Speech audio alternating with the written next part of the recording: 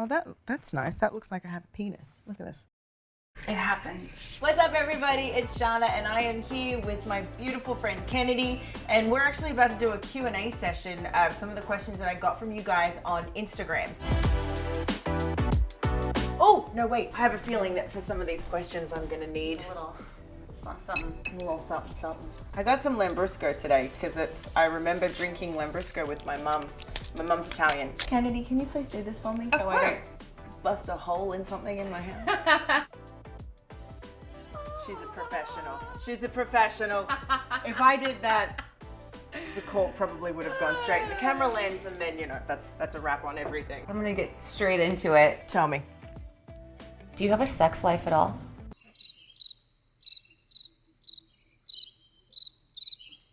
Next question. Do you think we should set goals in our life? Yes, I do. I think goals are incredibly important to have in your life. And be open to your goals being flexible too. Knowing that things move and change as you do, as you grow. I certainly grew up with the goal of being a world champion and owning a dance studio in Australia, and somehow I ended up on television in America. You never ever know where it's going to go, but as long as you're constantly, I think, moving forward and pushing for something greater and building, and Ken, you're amazing at this and you're a testament to it, is to not just build goals for you to have a skill. Like, I didn't want to just be a dancer, I wanted to have my own business. Kennedy didn't want to just do hair. She's now got 3 salons owned with another 2 brilliant women and so many other incredible things coming up. Be your own entrepreneur, build your own empire. They're the goals that you need to have. Knowing that your goals will change. My goals in my 20s are definitely different than my goals in my 30s. And that's beautiful. That is part of the evolution of moving forward. And even if you surpass your goal, keep going, keep adding to the goals. Vision boards are great. Ooh, vision boards are great. Wait a second, visual. rewind. Didn't we both say, like yesterday, that neither of us have actually ever done a vision board? I know. But it's great, I see it. Vision boards are great, guys. How many Dancing with the Stars partners have you dated, if any? None. None of them I ever. know. And yet, oddly, everyone thinks all of them, I know. which is wild. You can have a professional relationship on camera and it doesn't mean that you are an item. I mean, listen, I get it because as dancers, we're very touchy, and I'm a very affectionate person, right? It's one of my love languages is just physical affection. So with the people that I love or I'm close to, I'm physical with, but also we are physical because we're dancing every day. We're touching every day for at least 4 to 6 hours. And so by the end of the competition, you're so used to having your arms around each other and being essentially intimate but not sexual with each other that you're just comfortable. James, for example, is like my brother. I love him. Noah, same thing. There have been many throughout, and Bobby, same thing.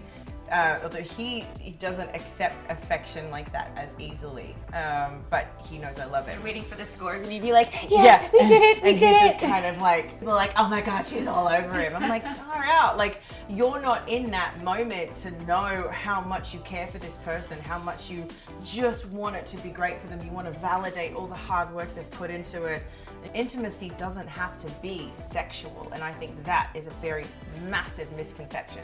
I'm very intimate with Ken. She's like my sister. I'm not sexual with her.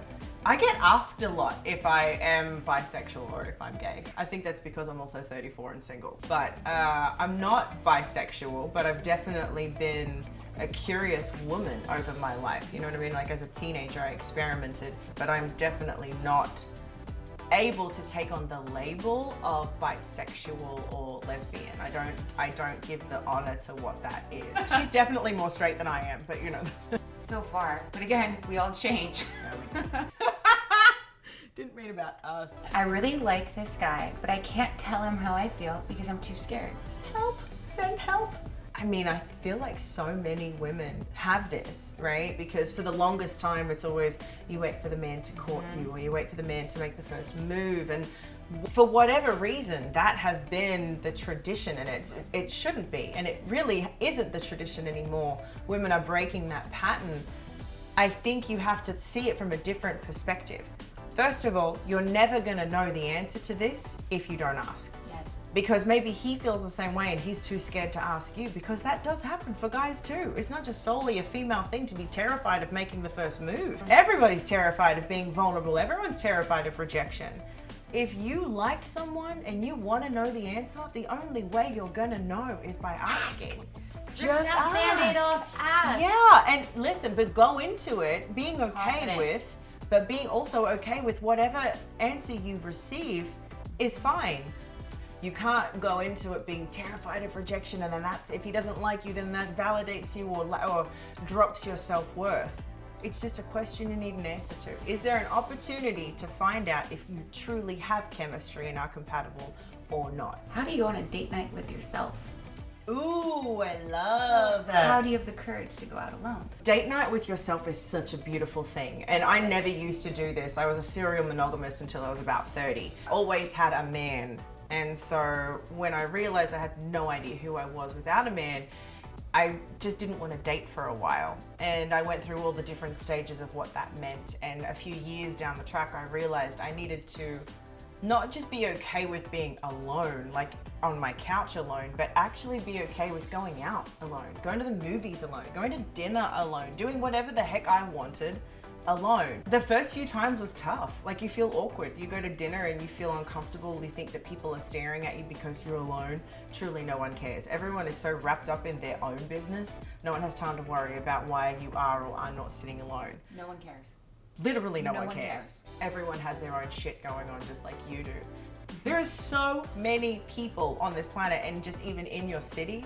So why are you putting everyone else's feelings in that room above yours when you don't even know them, haven't met them, and will probably never see them again? Find your own favorite restaurants, go see movies on your own. There's so many things you can do. Or even if it's just taking a book to the beach if you can. I do my own spa date nights. I'll get a Yes. massage and I'll get Thai food, and sometimes I'll eat it at the restaurant or in bed. One of my favorite things to do is eat in bed. I love it. Date nights with yourself are so important. What would be your go-to drink to order at a bar? Oh, easy, tequila. Tequila, tequila, tequila. I am a tequila girl all day. I never used to be. An ex-boyfriend of mine brought me back to tequila. Wow, couldn't even say the words. Tequila? Tequila, yeah. Why did that come out? I didn't like the way other alcohol was starting to just make me feel, it just felt sloppy, honestly. And then tequila just makes you feel good. Yeah, really nice tequila on ice, just a little sipper. That's all you need. One and done. Well, one and done. Let's be real. One. No one's gonna believe that about us. One at a One. time, sure. Also, tequila is the one, as far as I know, we can, Google fact check yourself if you want to, but it has the least amount of calories, and with just soda and lime, you're intaking no sugar. So you can drink and not feel awful the next day. Especially, when we get in our 30s and stuff, shit changes.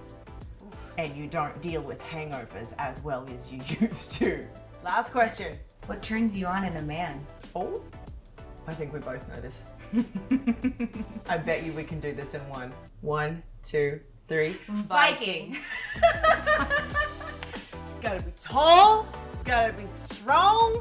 I got a lot of power in me too, so I need someone that makes me feel like my most feminine. And by that, I mean can pick you up and throw you across the room. Thank God, that's the last question. Who knew where it was gonna go after that? Cut. Thank you everybody for watching. Thank you guys that sent the questions in. Everyone, let us know in the comments what you think, and definitely add some extra questions. I'll be going through them and we can come back and do this again. Ken, I love you. Thank you for hanging out with me today. And you guys, thank you for watching. Please like and subscribe and all the things.